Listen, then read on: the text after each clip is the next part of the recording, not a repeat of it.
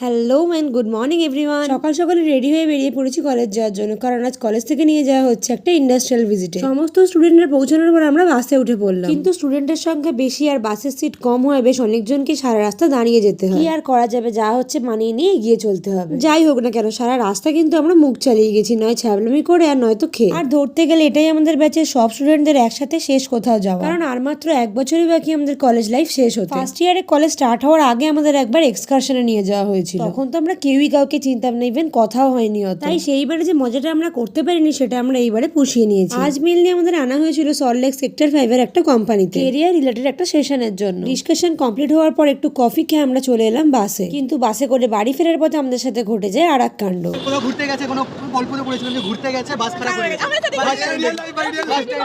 তো শুনতেই পেলে তোমরা আমাদের সাথে কি হয়েছিল। কলেজ থেকে পাঠানো একটা অন্য বাসে সারা রাস্তা গান গাইতে গাইতে আমরা ভীষণ মজা করে বাড়ি ফিরি।